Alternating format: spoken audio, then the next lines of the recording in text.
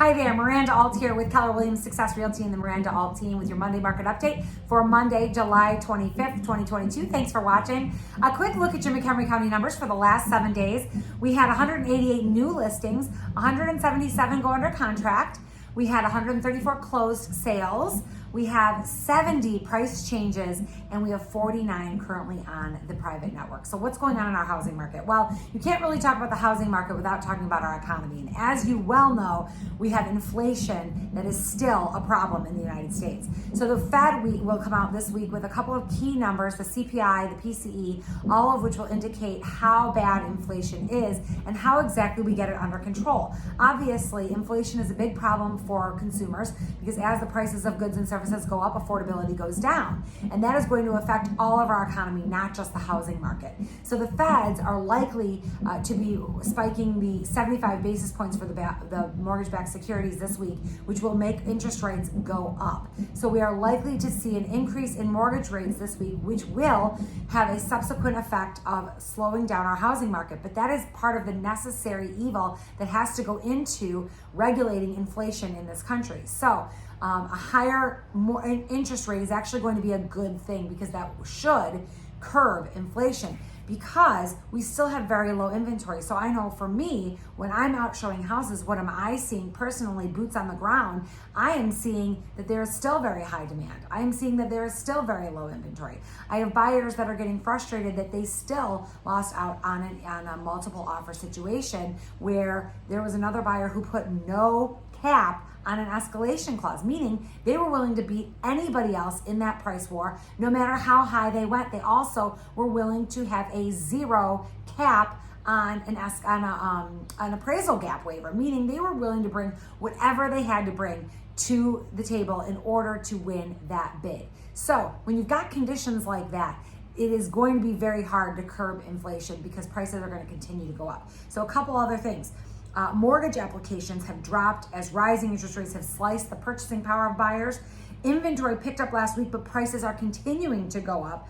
Housing permits and starts were down in June, so we have some speculation from the housing sector that buyer demand is going to decrease. So the builders have pulled back a little bit and are producing less homes, which is going to further cause a problem with supply.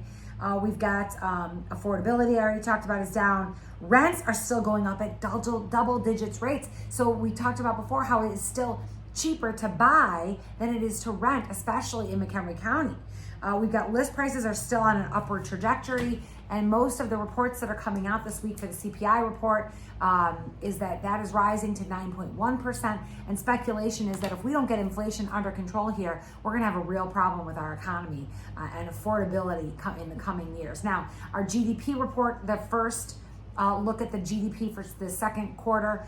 Those numbers are going to be coming out, and we are anticipating that the GDP will be down 1.6% for the second quarter in a row. Now, that does not necessarily mean that it's for sure we're in a recession, but there has never been in history 2 quarters with a negative GDP where we have not later declared it as a recession. So we are likely already in a recession, has not been confirmed yet, but we'll find out by the first quarter of 2023.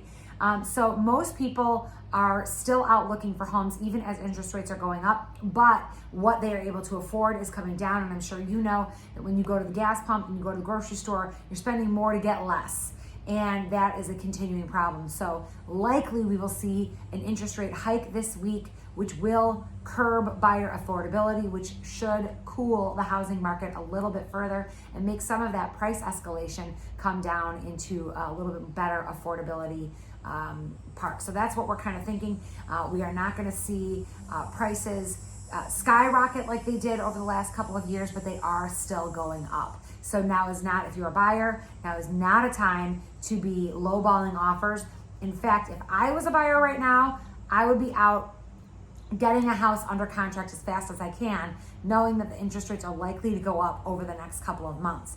Seller, same thing. I'd get a house on the market sooner rather than later, knowing that the end of this year is going to be a little bit unpredictable as to what we can expect in terms of buyer affordability and what people are going to be willing to pay for a home.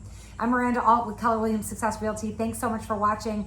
It is July 25th. I will be back here again on Wednesday interviewing Eric Schroeder with Mortgage Capital Group to talk a little bit more about interest rates and those basis points and what we expect to happen with the mortgage-backed securities. Hope you have a great rest of your day. As always, call me, text me, email me with any questions you might have. I want to be your real estate authority. I'm at 815-529-0777, or you can email me at mirandaaltteam@gmail.com. Have a great rest of your Monday. Bye.